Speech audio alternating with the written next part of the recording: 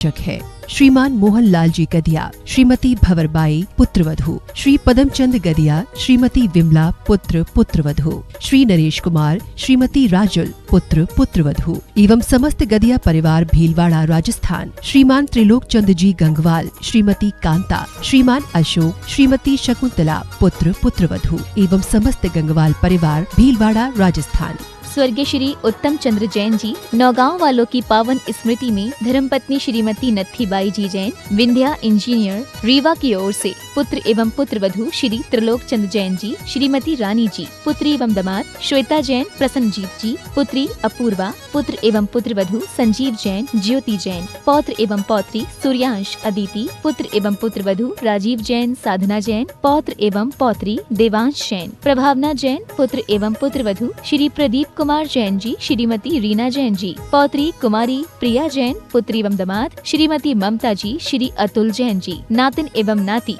मेनका जैन, परी जैन, हार्दिक जैन, श्री महावीर प्रसाद जैन, श्रीमती जतन देवी, श्री कमल जैन, श्रीमती अनीता जैन, श्री मुकेश जैन, श्रीमती मैना जैन, तपेश जैन, मितुला जैन, अनुषा जैन, कृति जैन, स्नेहा जैन, दार्शनी जैन, महिपाल जैन, मीनाक्षी जैन, शुभम जैन, मर्यादा, कृतिका एवं समस्त परिवार। फर्म श्री द्वारिका मार्बल, कथन एक्सपोर्ट, यथार्थ emerald stone, Riddhi Siddhi mining, तलाई, काकरोली वाली, जिला राजसमंद, राजस्थान।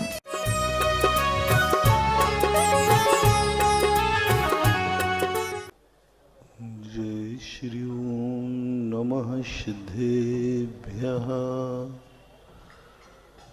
जय श्री ओम नमः सिद्धेभ्यः। जय श्री ओम नमः सिद्धेभ्यः।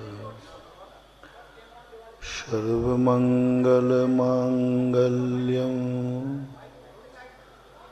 सर्वकल्याणकारकं प्रधानं सर्वधर्माणां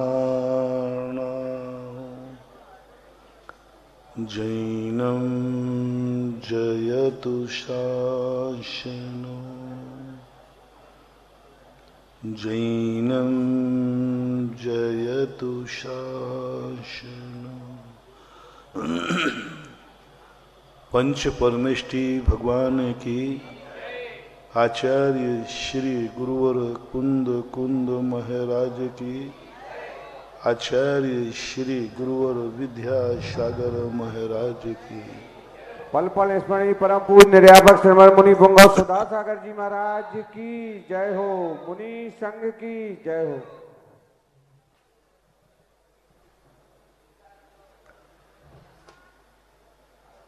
प्रसंग चल रहा है। हम जो भी हैं, जहां हैं, जैसे हैं, उसमें हमें चमत्कार करना है और चमत्कार हैं। चमत्कार होते नहीं हैं, चमत्कार किए जाते हैं। जब कोई वस्तु के अतिशय और चमत्कार प्रकट करना है तो हमें कोई ना कोई कारण बनाना पड़ेगा, और कारण कभी स्वतः नहीं आते हैं, कारणों को जुटाया जाता है। जो उदासीन कारण होते हैं वे किसी चमत्कार के योग्य नहीं होते। प्रेरक कारण जो हमारे पुरुषार्थ, हमारी श्रद्धा से प्रकट होते हैं, जिसमें हमारी जन्म जन्मांतरों की साधना और तपस्या छुपी हुई रहती है, श्रद्धा और भक्ति छुपी हुई रहती है। जो भी कार्य होता है इस कार्य के पहले अतीत की कोई ना कोई कहानी है। आज अच्छा हो रहा है तो कल कुछ अच्छा हुआ था। आज बुरा हुआ है, कल कोई ना कोई बुरा हुआ था, निश्चित है, क्योंकि एकदम अच्छा हो ही नहीं सकता। आकाश में कभी ना अच्छा होता है ना बुरा होता है। उसके लिए तो हमारे लिए एक विचार कर, कोई भी घटना का अविनाभावी संबंध जरूर, अविनाभावी संबंध होता है कि आज तारीख है, 14 तारीख है, तो हाँ तारीख कौन सी 14 है, तो कल नियम से कौन सी होगी, ये अविनाभावी संबंध है। 14 नहीं तो 15 नहीं, अविनाभावी संबंध।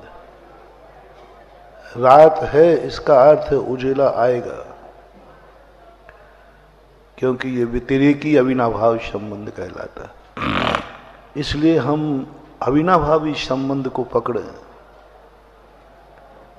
हम कार्य को न पकड़ें, हम ये पकड़ें कि यह कार्य नियम से होगा, यदि यह हो जाए तो। आज यदि 14 तारीख हो जाए तो कल 15 निश्चित है, कोई टाल ही नहीं सकता। अब हमें 14 तारीख को पकड़ना है।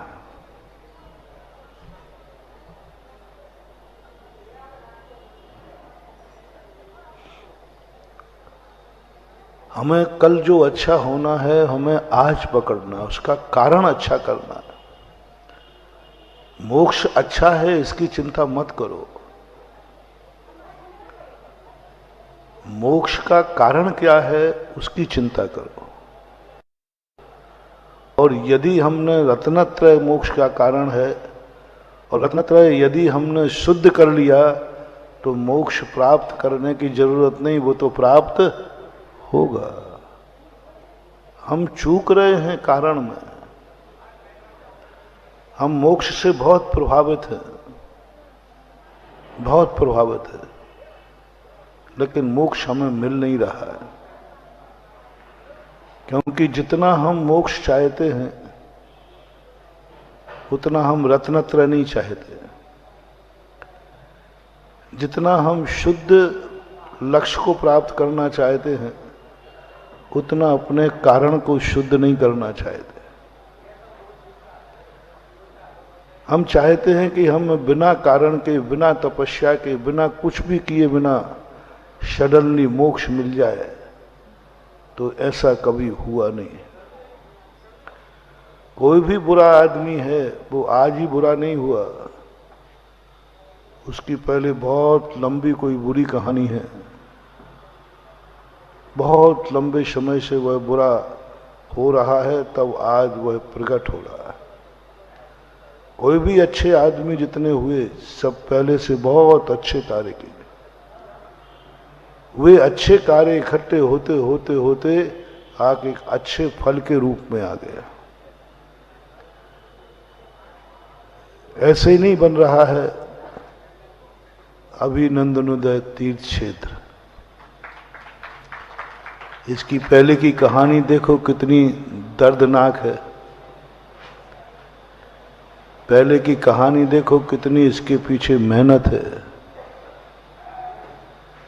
आज अपन को दिख रहा है कि बहुत बढ़िया फल मिल रहा है, पंच कल्याणक हो रहा है, बहुत बड़ा।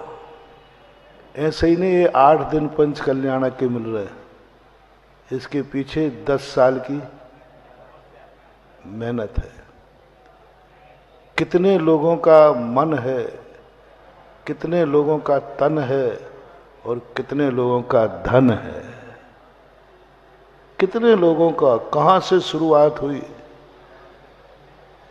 किन किन लोगों ने अपना बलिदान दिया। धन कमाया था किसी और कार्य के लिए, वहां से मोड़ करके अभिनंदनोदय तीर्थ क्षेत्र में लगा दिया। कितना बड़ा बलिदान। सबसे बड़ा त्याग कौन सा कहलाता है? एक तो पर्पस से कमाया जाता है,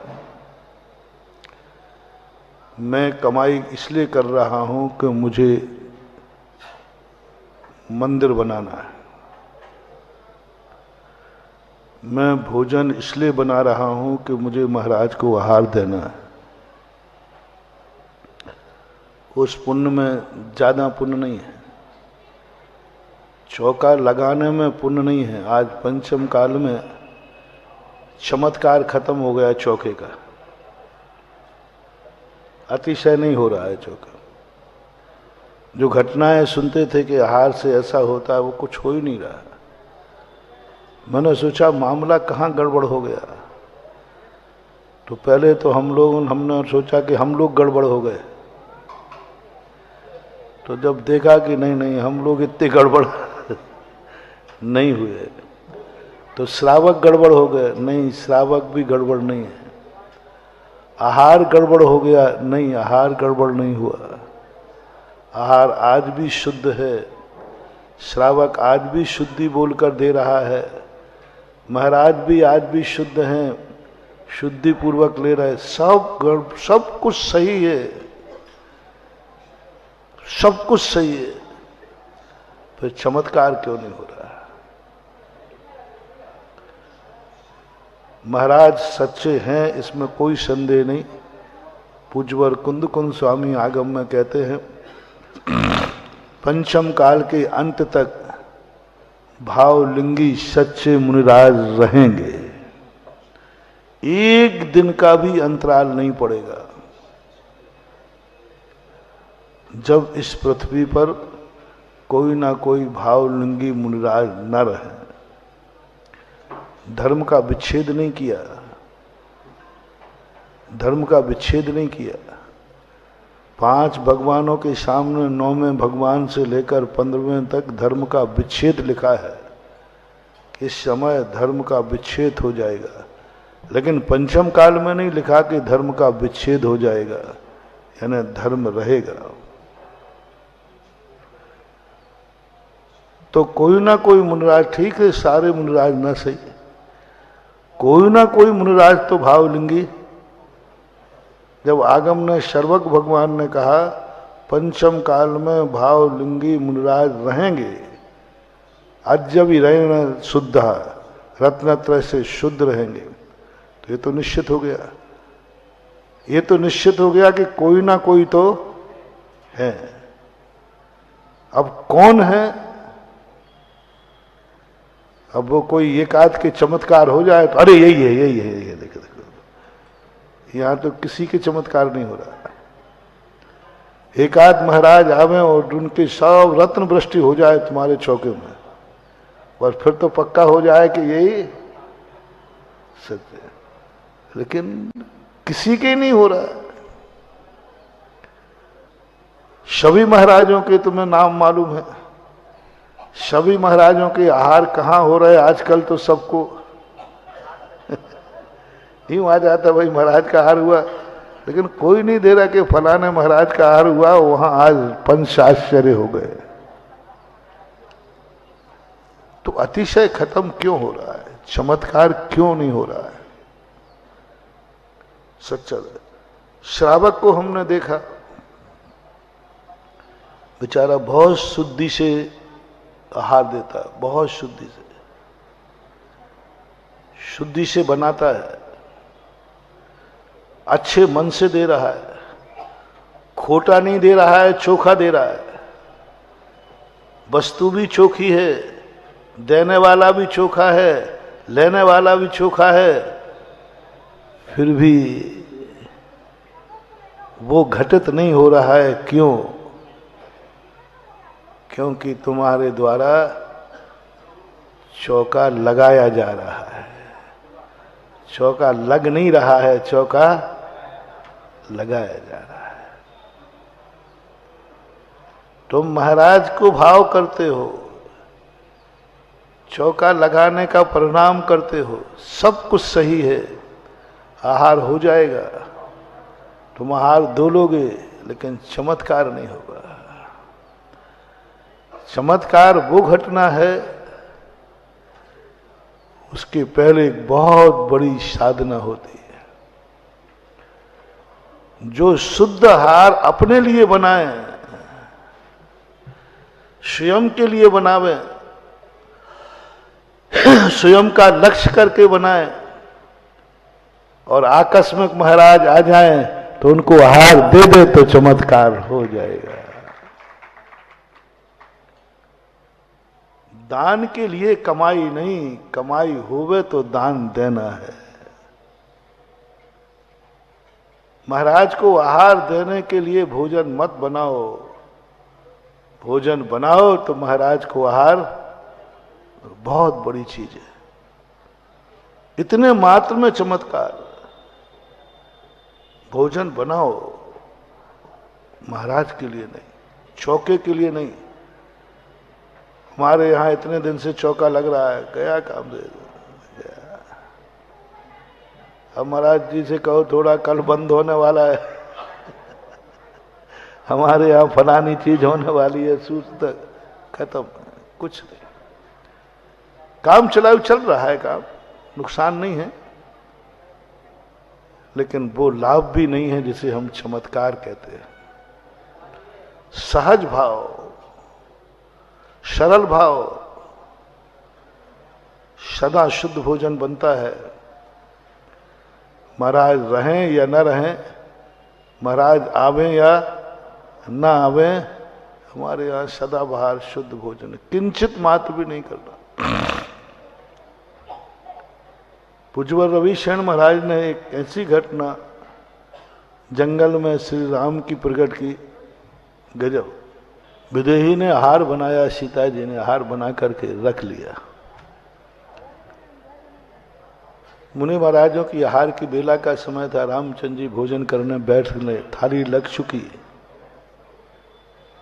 और थाली लग करके नमोकार मंत्र पढ़ने को बैठे। इतने में लखन भैया कहते हैं, भैया भैया देखो सामने से दो मुनिराज आ रहे हैं। क्या गजब। जो थाली रामचंद्र जी के लिए लगी थी, चमत्कार हो गया, देवता आ गए।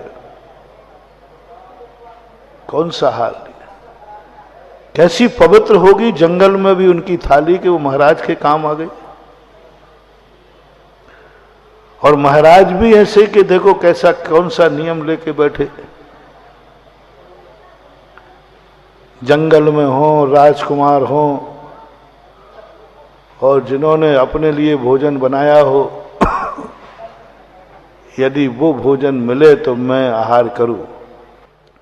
पहली बात तो राजकुमार, और राजकुमार भी जंगल में, और उन्होंने ही बर्तन अपने हाथ से बनाए हो मिट्टी के, और दूसरा भोजन अपने लिए बनाया हो, और वो भोजन इतना शुद्ध हो कि मेरे लायक हो, तब मैं आहार ग्रहण करूंगा। आज यदि ऐसी आकस्मिक विधि लेकर के महाराज निकल जाएं तो महाराज उपवास कर लेना, पहले इसे सोच लेना। यहीं से किसी एक आध दिन हमने नियम विधि ले ले, प्री प्लानिंग नहीं, अभी तो कह रहा हूं कि आज मैं विधि लेता हूं, बड़े मंदिर के एरिए में जाऊंगा, वहां हार मिलेगा तो लूंगा। बोलो उपवास की पहले से सोच के चलूं कि मिल जाएगा। अब महाराज आपने कहा ही नहीं, आपको पहले बोलना चाहिए कि कल आचर्या वहां होगी। बाहुबली कॉलोनी का लूं तो वो तो जान ही आना होगा बेफालतू। सब जगह सेटेड हो गया, व्यवस्थित हो गया। आप पहले से सूचना दो, पर महाराज कितने चौके हम उतने लगवा देंगे, घर घर में लगा देंगे, लेकिन सूचना पहले देना चाहिए। सूचना देने के बाद साधु का आगमन देख करके चौके बढ़ जाते हैं, चौके घट जाते हैं, आहार हो जाता है, चमत्कार नहीं होता। चमत्कार वो है, कोई संभावना नहीं है, और है भी नहीं। हमारे यहाँ तो सदा शुद्ध बनता है, एक भी आइटम बढ़ाओ मत और एक भी आइटम घटाओ मत, जो है वही आइटम। क्या आज ऐसी थाली मिलना बहुत कठिन है, बहुत कठिन है, दुर्लभतम। हाँ महाराज, जैसा हम खाते वैसे ही आप खाओ तो कोई आपत्ति नहीं है, तो तुम्हारा तो भगवान ही मालिक है। फिर वो आज हमें लेने लायक तो छोड़ो, देखने लायक भी नहीं होगा कि मैं देख भी सकूंगा कि नहीं। ऐसा ही दान में होता है। कौन सा दान देना, किस दान में चमत्कार है। आकस्मिक दान, जो तुमने दान के लिए कमाया ही नहीं था, कमाया था पर दान के लिए नहीं। अपने किसी संसार के कार्यों को कमाया था और एकाएक घोषणा हुई पंच कल्याणक की, और उस पैसे से आपने पंचकर्णक की बोली ले ली। अब है चमत्कार, दो चमत्कार, एक तो दान का चमत्कार, और वो पैसा पाप में जाना था तो पाप से बच गया, वो चमत्कार। पुण्य कार्य करने से उतना चमत्कार नहीं है, अपने आप को पाप से बचा लेना सबसे बड़ा चमत्कार है। पुण्य कार्य करने और पाप से बचाना, अपने आप को अशुभ प्रवृत्तियों से, अशुभ कार्यों से बचा लेना बहुत बड़ा कार्य है। वो कहते नहीं, यह चीज गलत कार्य में नहीं जाएगी, मैं रोकता हूं। और गलत कार्य का लक्ष्य था पहले, लेकिन अब नहीं। सबसे बड़ा बलिदान है कि तुमने जो दान दिया है, किस पाप को रोक के दिया है। तुमने जो महाराज को आहार दिया है, कौन सी भूख रोक करके दिया है। दो चीजें, आहार दान का पुण्य अलग, और तुमने अपने लिए बनाया था इच्छा निरोधो तप। तुमने इच्छा का निरोध कर लिया कि अब ये आहार मैं नहीं, महाराज आ गए हैं, मैं महाराज को दूंगा। इच्छा निरोध तप, दो कार्य होंगे। और प्री प्लानिंग से करोगे तो एक आहार दान होगा, लेकिन इच्छा का निरोध, क्योंकि पहले ही से आपने अपना व्यवस्था करके अलग अलग बनाया है। आकाश में कितनी इच्छाओं का निरोध किया। मकान बनाने के लिए पैसा रखा था, एकदम तुमने मंदिर में दे दिया।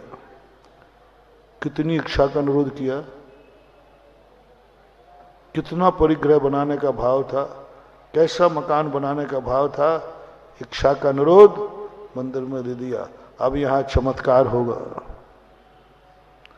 क्योंकि प्लानिंग नहीं दिया, मंदिर के लिए नहीं कमाया, संसार के लिए कमाया, और लौट करके इसमें आ गया, लौट कर आया। कितना परिणाम उसने विशुद्ध किया होगा अपने आप को, संकल्पित दान को, जो संसार के कार्यों के लिए कमाया था कि हम अपने बेटा बिटिया को दहेज में, विवाह में देंगे। उन्होंने कहा नहीं, पंच कल्याणक में देंगे। ऐसे केस हुए हैं, ऐसे केस हुए हैं। जिन व्यक्तियों ने अपनी गरीबी के लिए, बेटी के लिए पैसा इकट्ठा किया, एकाएक कार्यक्रम आ गया, बोली ले ली, पिताजी ले नहीं रहे थे, पिताजी ले लो ना, नहीं बेटा नहीं ले सकता मैं, जो कुछ भी जोड़ा है तेरे पीले हाथ करने के लिए जोड़ा है, कोई फोकट में तो होने वाले नहीं है। क्या बेटी थी, उसने कहा पापा मैं इतनी पापिन हूं, इतनी पापिन हूं कि आज मेरी शादी के कारण से आप इंद्र नहीं बन पाएंगे, आप धर्म नहीं कर पाएंगे, मेरे कारण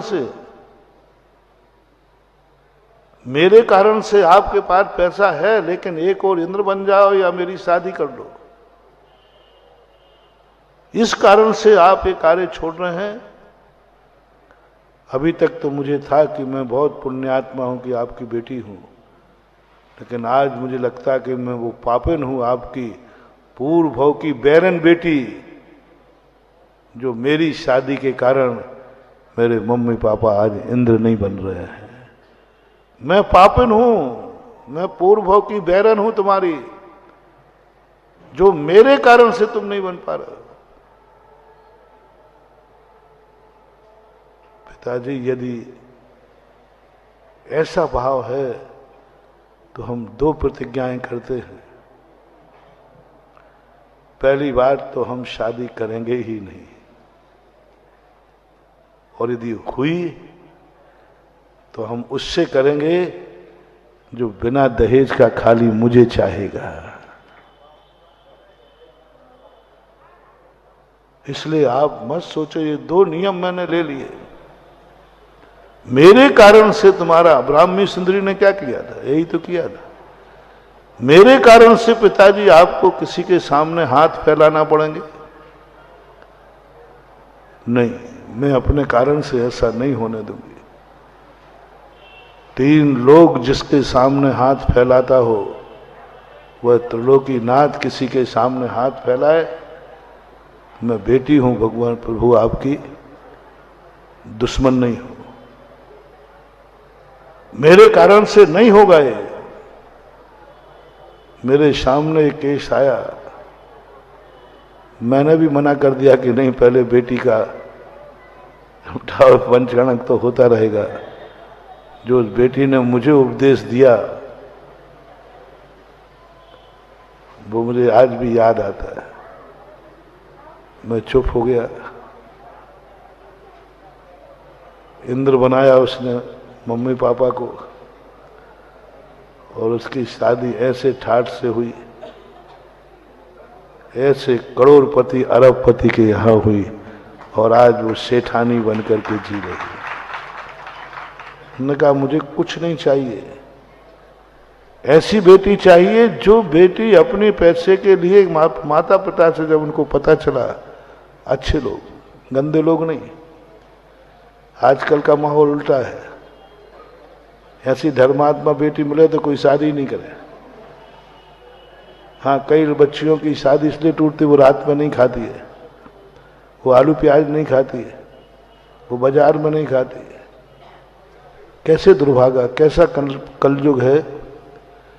अरे ऐसी बच्चियों को तो लोग खोजते हैं कि ऐसे आचार विचार वाली बच्ची यदि बहू बनेगी तो हमारा कुल सुरक्षित रहेगा। लेकिन कलयुग है। फिर भी आज भी ऐसा देखने में आता है, कभी आकस्मिक दान दो, मोड़ो अपने आप को। सोचो तुम्हारा मन में कुछ और विचार आ रहा है, मोड़ दो तुरंत, इच्छा का निरोध करके, और मन में कोई अच्छी बात लाओ। कुछ बुरा देखने का निमित्त बन रहा है, मोड़ो आंखों को, कुछ अच्छा देखना शुरू करो। बलिदान दो। तुमने क्या जो किया है, इस पर कितना बलिदान किया है। जवानी में आचार्य सिंह ने एक बार कहा था कि छोटी अवस्था में व्रत लेने का पुण्य कितना है। कितना बड़ा बलिदान किया, कितना बड़ी बाल ब्रह्मचारी होना कितना बड़ा बलिदान हुआ। बोलो, कितनी इच्छाओं का निरोध हुआ, कितना बड़ा संसार बसना था, कितना बड़ा संसार बसना था। उस संसार का बलिदान करके संयम मार्ग पर चले गए, ये सबसे बड़ा चमत्कार है। बहुत बड़ी बात है मानवा, तुम अपने स्वार्थ के लिए की है।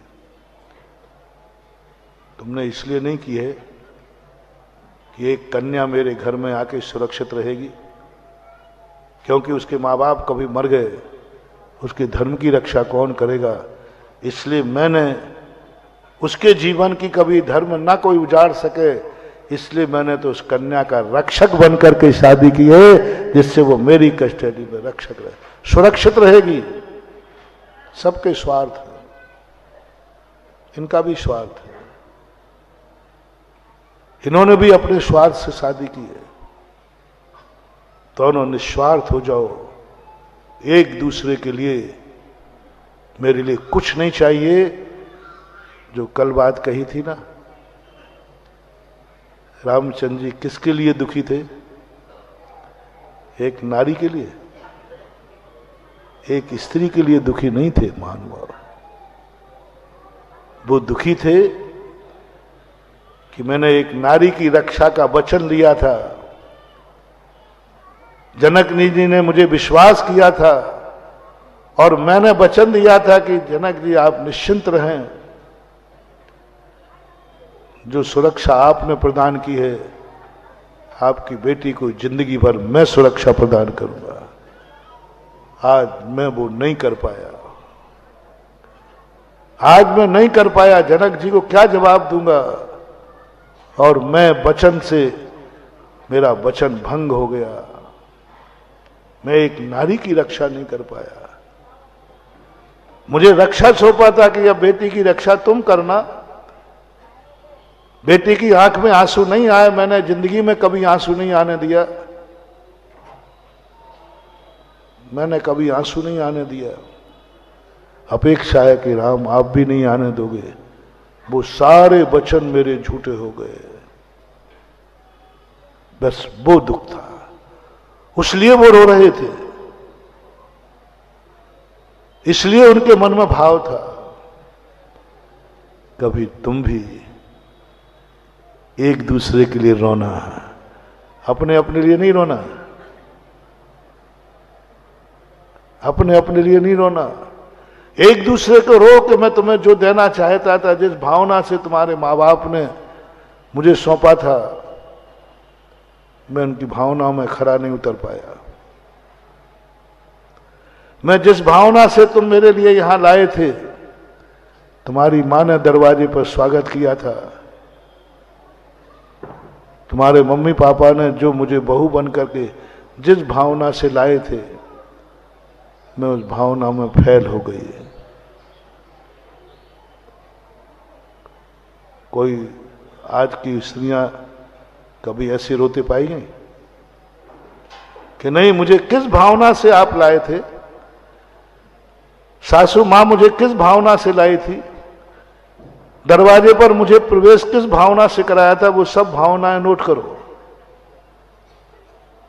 पूछा करो, समझो मुझे किस भावना से इस घर का बहू बनाया गया, किस किस की क्या भावनाएं रही होंगी। क्या मैं इस भावना में खरी उतर पाई? नहीं उतर पाई तो आपको रो पड़ना चाहिए और उतर जाए। नहीं, मेरे लिए नहीं आई हूं इस घर में, इस घर के लिए मैं आई हूं, इस मां जी के लिए मैं आई हूं, इस परिवार के लिए मैं आई हूं। मुझे कोई सुख नहीं चाहिए, बस मुझे इस परिवार को सुखी रखना है। यदि ये कर ले तो ये बहू रानी नहीं, साक्षात लक्ष्मी का अवतार बन जाएगी। एक दूसरे के लिए मिट जाओ, जो भगवान की चर्चा की थी कल, भगवान तुम्हारे लिए नहीं, बनाओ संबंध। भगवान सब कुछ, मैं आपके चरणों में इसलिए नहीं आया हूं कि आपसे मेरे काम सध जाएंगे, नहीं भगवान, मैं आपके पास आया हूं कि मैं आपके किसी काम आ सकूं, किसी काम में आ सकूं, मेरा मन आपके काम आ सके, कि आपका मन मेरे मन में, आपका नाम जप रहा हूं, इसलिए नहीं कि मेरे सुख मिल जाए, इसलिए कि मेरा मन आपके काम आ सका। मैं इसलिए आंखों से नहीं देख रहा हूं कि मेरे पाप कट जाएंगे, नहीं, मैं तो सुखी हूं, कम से कम ये आंखें आपके काम आ सके, आपकी बात सुन सके, आपको अर्घ चढ़ा सके, आपका अभिषेक कर सके। कभी देखो तो सही, भगवान का होकर के देखो।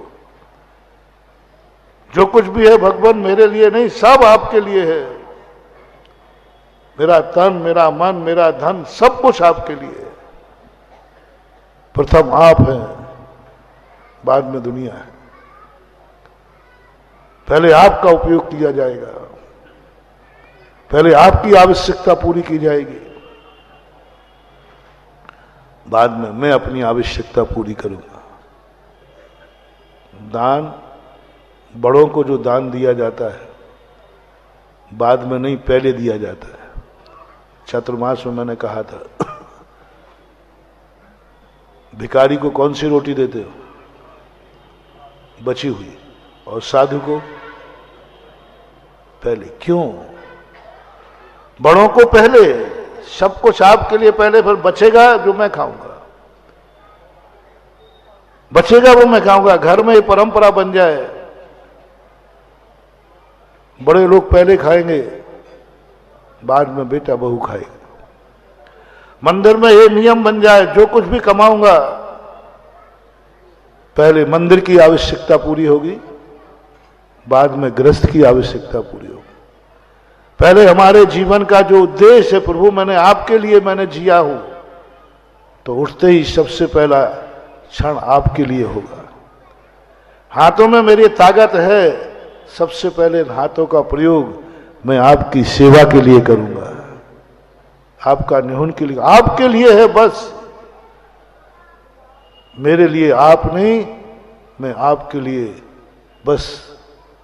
चमत्कार चालू। हनुमान जी की बात, हनुमान ने बस एक ही गुण था, हनुमान ने, रामचंद्र जी मेरे लिए नहीं, मैं बस। कितना बड़ी शक्ति। राम का पत्थर डूब गया, हनुमान का पत्थर मात्र एक गुण से, मेरे लिए नहीं, ये पुल मेरे लिए नहीं बनेगा, क्या काम में आएगा मेरे? हनुमान से तो कोई लेना देना नहीं था पुल का, ये पुल राम के काम आएगा।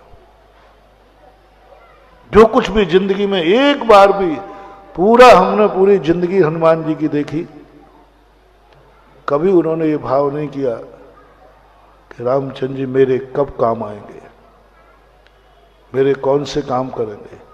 एक भी काम लेकर के रामचंद्र जी के पास नहीं पहुंचे हनुमान जी,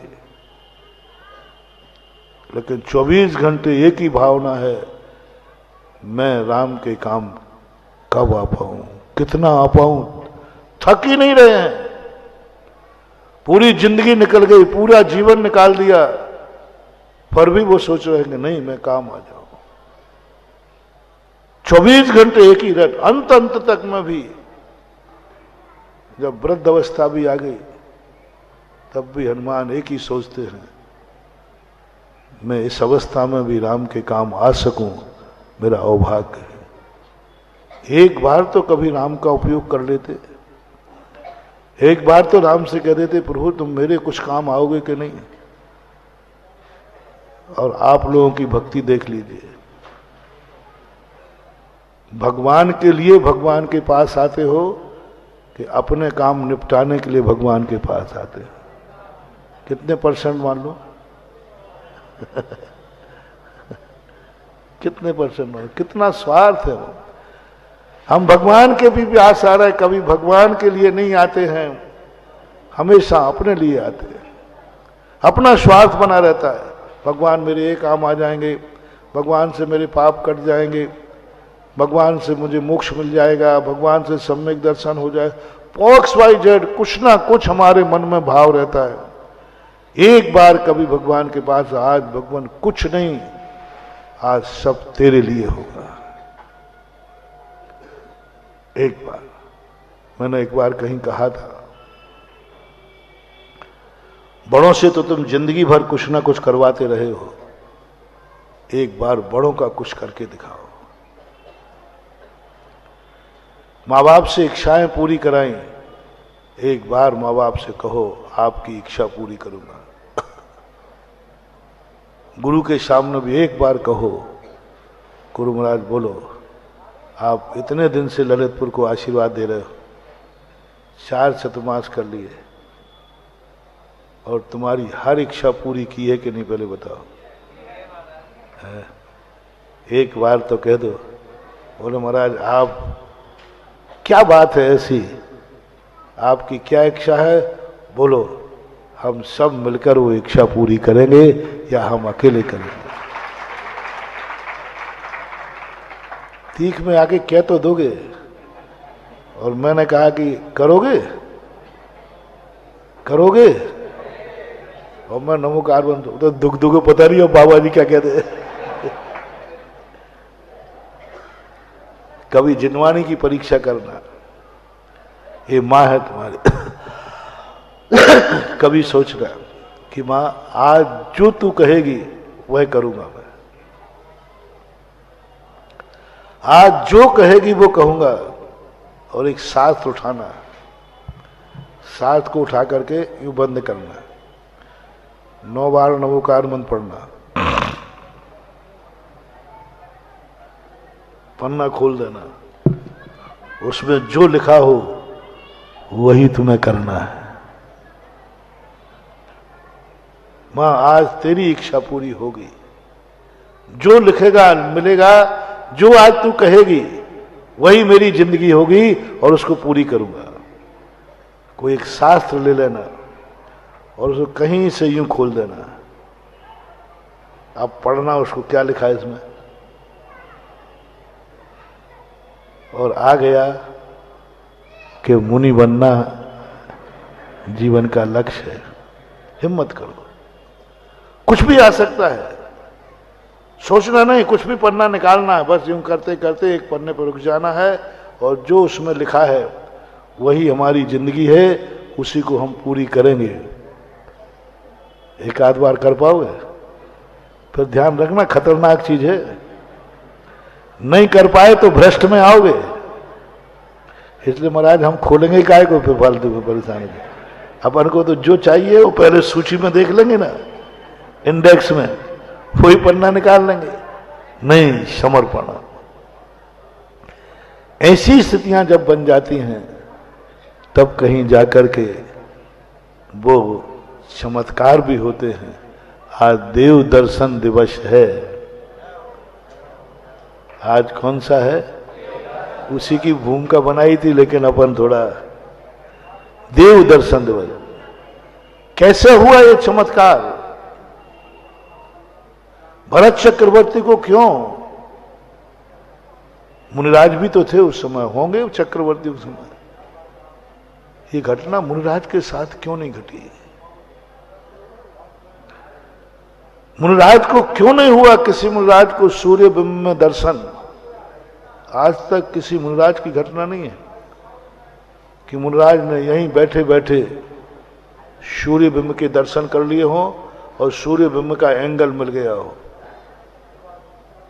मुनिराज को नहीं हुआ। ये चमत्कार मुनिराज नहीं कर सकते। आज तक किसी मुनिराज ने सूर्य में स्थित जिन बिंब को नहीं देखा, चक्रवर्ती ने देखा, वो भी श्रावक अवस्था में। मुनि बनने के बाद उनको भी नहीं दिखेगा। क्यों ऐसा? क्यों? मुनिराज को भी तो दिखना चाहिए। मुनिराज तो उससे ज्यादा विशुद्ध हैं, इनकी आंखों की दृष्टि उससे भी ज्यादा तेज है। चक्रवर्ती से भी ज्यादा दूर का देखने की शक्ति मुनि महाराज में है। सब कुछ है, शक्तिमान है, लेकिन मुनिराज सूर्य बिंब में स्थित जिन बिंब को नहीं देख सकते। क्यों? क्या कारण है? चमत्कार देव दर्शन नियम का। मात मुनिराज का देव दर्शन का नियम नहीं है। कोई देव दर्शन करने का नियम नहीं, आत्म दर्शन का तो नियम है। देव दर्शन का मुनिराज को जरूरी, लेकिन तुम्हारा स्पष्ट लिखा है, गृहस्थ जो है बिना देव पूजा के रह ही नहीं सकता। अब उस देव दर्शन की विधि में तुमने कितना कर दिया? देव दर्शन नहीं, आज भोजन नहीं। देव दर्शन नहीं, मैं अन्न जल ग्रहण नहीं करूंगा, 1 दिन हो गया, 2 दिन हो गया, हो जाए। देव दर्शन के बिना अन्न जल ग्रहण नहीं करूंगा। बहुत चमत्कार महानुभाव। देव दर्शन में चमत्कार नहीं कह रहा हूं, देव दर्शन के नियम लेने में चमत्कार कह रहा हूं। नियम में चमत्कार, देव दर्शन का चमत्कार नहीं। देव दर्शन का जो तुमने नियम लिया है उसका चमत्कार बता रहा हूं। उसको तोड़ना नहीं, क्लेश मत करना, कहां का नियम ले लिया था, कैसा नियम ले लिया। नहीं, मेरा नियम है। और उस दिन भगवान का दर्शन नहीं हुआ तो कोसना मत। अभाग्य है मेरे कि मैंने देव दर्शन का नियम लिया, और मेरे बहुत भाग्य हैं कुछ नियम पालन करने में मैंने उपवास किया, हार दिया। लोग तो कर्मों की मार से भुखमरी में मरते हैं, हम तो देव दर्शन के लिए ही भूखे रह रहे हैं। हजारों लाखों बार तुमने दर्शन किया होगा भगवान का, उस तरफ का पुण्य एक तरफ रख दीजिए, और एक दिन दर्शन नहीं मिलने पर तुमने भोजन नहीं किया, वो पुण्य एक तरफ रख दीजिए, क्योंकि इसमें बलिदान किया है तुमने भोजन का। प्रतिदिन देव दर्शन कर रहे हो, करते रहो, उसका पुण्य ठीक है, वो तो नियम है। लेकिन आज तुम्हारा दर्शन नहीं हुआ तो तुमने उपवास कर लिया, ये है महत्वपूर्ण, ये है चमत्कार। कितना बड़ा बलिदान, तुमने अन्न जल छोड़ दिया। गर्मी का दिन है, पहले के लोग करते थे, सम्मेद शिखर को जाते थे, 1 दिन का उपवास करते थे। रास्ते में उपवास होता था, कई लोगों के उपवास से वंदना करते थे। यहां से बैठेंगे, सीधे जाके उतरेंगे, रास्ते में दर्शन नहीं, भोजन नहीं, पानी नहीं। क्या आप लोगों के ऐसे नियम हैं? नियम यानी नियम होना चाहिए, टूटना नहीं चाहिए नियम। क्लेश नहीं होना चाहिए, मन में भाव नहीं आना चाहिए मेरा नियम टूट रहा, मैंने नियम ले लिया, नहीं लेता तो भोजन कर लेता। नहीं, अभाग्य मानते जाओ। 2 दिन हो गए, 3 दिन हो गए, 4 दिन हो गए, मृत्यु का समय आ गया, मौत आ गई, कोई बात नहीं, मर जाऊंगा लेकिन देव दर्शन के बिना तो नहीं खाऊंगा। बस ये जो नियम का चमत्कार था भरत चक्रवर्ती के पूर्व भवों में, श्रावक अवस्था में, ऐसे नियम का चमत्कार है कि सूर्य ने भी अपना दरवाजा खोल दिया, उसको चक्रवर्ती को दर्शन हो गए। आज देव दर्शन के नियम का फल चमत्कार हुआ। कोई भी व्यक्ति किसी भी विमान में अपनी आंखों से झांक नहीं सकता मां चक्रवर्ती के अलावा, और वो भी मात भगवान दिखेंगे, वहां का वैभव नहीं दिखेगा।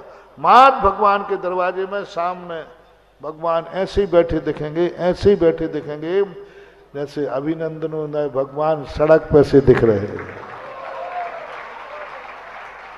कल देख रहा था मैं, एंगल बाहर से दिखा रहा था, भगवान इस ढंग से विराजमान हुए हैं कि सड़क चलने वाला व्यक्ति भी 1 मिनट रुके तो भगवान का अभिषेक देख सकता है। सड़क पर चलने वाला व्यक्ति भी बाहर से दर्शन कर सकता है। उसका एंगल, ऊंचाई सब इस ढंग से मिलाई गई है कि बाहर से जाने वाला व्यक्ति को कितनी जल्दी हो, कम से कम वो धोख तो दे सके। ऐसा ही भरत चक्रवर्ती के सामने आ गया एकदम अकृत्रिम चैत्यालय। आज मेरी अपेक्षा है, जो भी मेरा प्रवचन सुन रहे हो, आज तुम लोग कहते हो कि कोई कभी नहीं नहाता, तो आज तो नहाता ही है। तेल तिल तिल मिल लगा के ना दो, तिल तिल तिल्ली तिल्ली तिल्ली, और जो नहीं कहा वो लंका का गधा कहलावे। तो आज हम कहते हैं, आज जो भगवान के दर्शन नहीं करेगा वो लंका का गधा होगा। और आज दर्शन दिवस के दिन कम से कम देव दर्शन का नियम आपको लेना चाहिए। जैन श्रावक हो तो देव दर्शन नहीं। अब भरत चक्रवर्ती ने क्या किया, ये डुबकी कैसे आई मालूम आपको? एकदम बिना नहाए चक्रवर्ती बैठा था सुबह अपने महल में। एकदम जब उसने देखा कि सामने बिंब है, ओह इसकी पूजा करें, तो तुरंत जाकर के चक्रवर्ती को नहाने में बड़ा टाइम लगता था, जल्दी उसने पानी ढाला और आ गए। और सबसे पहले क्या चढ़ाया? जन्म जरा मृत्यु विनाशनाय। बस लोगों ने इतना ही देखा और चले गए, तभी से सूर्य को जल चढ़ना चालू हो गया। पूरी पूजा देखी ही नहीं। और उस खुशी में चक्रवर्ती ने मोदक बंटवाए। आज जिन बिंब के दर्शन हुए उस शक्ति में लोगों ने लड्डू बंटवाए, तभी से संक्रांति के लड्डू छिल गए। कोई ना कोई आधार कथा होती है, खुशी में लड्डू बताए। अभी बात अलग है कि अब लड्डू पता नहीं किस किस प्रकार के बनने लगे। उसने तो मिष्टान के मोदक बंटवाए थे, और इस प्रतीक में कि आज हमें वो भगवान का दर्शन हुआ। तो आज देव दर्शन दिवस के दिन जिनके नियम नहीं हैं, वे नियम लेवें कि हम कम से कम प्रभु प्रतिदिन आपका दर्शन करेंगे, बिना दर्शन के हम भोजन पानी नहीं करेंगे। शर्त है, चाय भी कुछ नहीं करेंगे। मान लीजिए महाराज जी इतना नहीं होवे तो इतना ग्रहण कर लो कि जिस दिन भगवान का दर्शन नहीं होगा हम अन्न ग्रहण नहीं करेंगे, बस इतना कर लो। अन्न ग्रहण नहीं करेंगे, कुछ ना कुछ तो बलिदान करो, उसके बदले में कुछ ना कुछ तो त्याग करो। और वो जब तुम त्याग करोगे वही तुम्हारे जीवन की चमत्कारिक घटनाएं होंगी। उनके जीवन में चमत्कार होना है जो देव दर्शन करते हैं लेकिन नियम नहीं है, जो नियम ले लेते हैं और जिस दिन ना होवे उस दिन कुछ ना कुछ आपका ऐसा त्याग हो जो थोड़ा मन को लगे कि हमें दंड व्यवस्था मिली है, आज मैं आहार नहीं करूंगा। ऐसे देव दर्शन की विधि को और भी कई शास्त्रों में अनेक प्रकार से लिखी है। भरत चक्रवर्ती जन्म जन्म के, मैंने कहा ना कि आज जो घटना प्रवचन के प्रारंभ में कही थी, आज कुछ अच्छा घटित हो रहा है तो ये मत समझना कि ये आज का फल है, कल कुछ अच्छा हुआ था उसका आज फल है। भरत चक्रवर्ती को ये मत समझना कि उसने जिन बिंब के दर्शन किए हैं, नहीं, उसके पहले उसने कुछ अच्छा किया था, देव दर्शन का नियम लिया था। अब पहले का नियम ये तो फल था, ये तो अकृत्रिम चैत्यालय के दर्शन होना फल था। कारण क्या था? फल तो हमारा भी भाव हो रहा है कि मैं भी भगवान का दर्शन करूं। मैं भी सुबह सोचता हूं भगवान मुझे दिखाओ। भरत चक्रवर्ती को दर्शन हो गए, मैं भी अभी छत पे जाके कहूंगा भाई मुझे दिखा दे, वो नहीं दिखाएगा। भाई मुझे दिखा दे, मैं तो महाराज हूं, देख जा। वो कहते नहीं, आप महाराज तो हो लेकिन देव दर्शन का नियम नहीं है। जो पूर्व भवों से देव दर्शन का नियम लेता आया है और कभी स्वप्न में भी उसको खंडित करने का भाव नहीं किया, ऐसे जीवों को अकृत्रिम चैत्यालय के दर्शन होते हैं। और नियम लेने में जिस दिन मैंने कहा महाराज जी बाहर की छूट रखें, किसी दिन यदि काम आ जाए तो नहीं, वही उसी दिन तो है, उसी दिन की तो बात है, वही तो पुण्य चमत्कारी दिन है। महाराज सम्मेद शिखर जाए तो उस दिन की छूट रख लो, नहीं, उसी दिन की तो बात है। जिस दिन देव दर्शन हम महाराज बाहर जाएंगे तो उसी दिन की तो बात है। नहीं महाराज हम ललितपुर में रहेंगे तो देव दर्शन किए बिना भोजन नहीं करेंगे, ललितपुर के बाहर नहीं, चमत्कार नहीं होगा। चमत्कार तो उसी दिन है जहां देव दर्शन नहीं है, वहां हम जाएंगे नहीं, पहला नियम। देव दर्शन जहां नहीं होंगे वहां हम जाएंगे नहीं। कितना बड़ा बलिदान। पूरी जिंदगी भर तुम ललितपुर में रह करके देव दर्शन करते रहना, और एक दिन तुम्हें फलाने जगह जाना था, रिश्तेदार था, बेटा बिटिया थी, तुमने नकार दिया, मैं नहीं जाऊंगा, क्योंकि वहां देव दर्शन एक दिन। पूरे जिंदगी भर का पुण्य, कितना बलिदान किया तुमने, बेटे को छोड़ दिया, बिटिया को छोड़ दिया, रिश्तेदार को छोड़ दिया, सब छोड़ दूंगा, मैं नहीं आऊंगा तुम्हारे यहां, क्योंकि वहां भगवान का दर्शन नहीं है। बहुत बड़ी शक्तिमान हुआ, बहुत सस्ता प्लाट मिल रहा था, लेकिन महिला ने नकार दिया, मां ने, पत्नी ने नकार दिया, मुझे नहीं चाहिए क्योंकि वहां मंदिर नहीं है। कितना बड़ा त्याग, भगवान के लिए तुमने प्लाट छोड़ दिया, सस्ता प्लाट छोड़ दिया। कभी छोड़ो मंदिर के लिए कि नहीं मुझे नहीं चाहिए क्योंकि वहां मंदिर नहीं है। इसलिए जो भूमि काले लोग होते ना, भाई आजकल तुम्हारी नस जान गए तो पहले मंदिर बना देते हैं, और मंदिर बनते ही खूब जम के कमाई करते हैं। और जैनी कहता है हम 10 गुना देने को तैयार हों, लेकिन उसी कॉलोनी में लूंगा जहां जिनेन्द्र देव का मंदिर हो। ये कोई साधारण चीज नहीं, मंदिर हो। यह अधिकार तुम अपने जीवन में मत खोना, इस अधिकार को कायम रखना। समय आपका हो गया। महावीर भगवान की।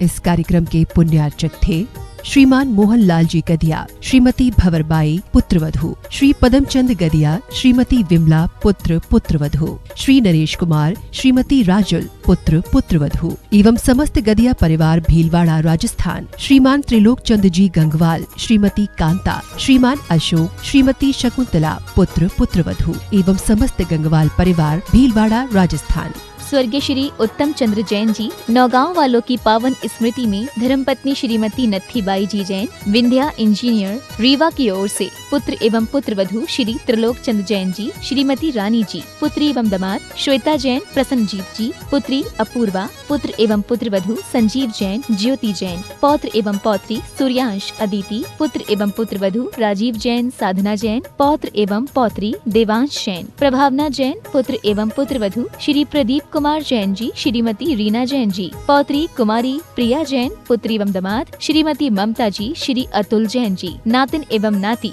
मेनका जैन, परी जैन, हार्दिक जैन, श्री महावीर प्रसाद जैन, श्रीमती जतन देवी, श्री कमल जैन, श्रीमती अनीता जैन, श्री मुकेश जैन, श्रीमती मैना जैन, तपेश जैन, मितुला जैन, अनुषा जैन, कृति जैन, स्नेहा जैन, दार्शनी जैन, महिपाल जैन, मीनाक्षी जैन, शुभम जैन, मर्यादा, कृतिका एवं समस्त परिवार। फर्म श्री द्वारिका मार्बल, कथन एक्सपोर्ट, यथार्थ emerald stone, Riddhi Siddhi mining, तलाई, काकरोली वाली, जिला राजसमंद, राजस्थान।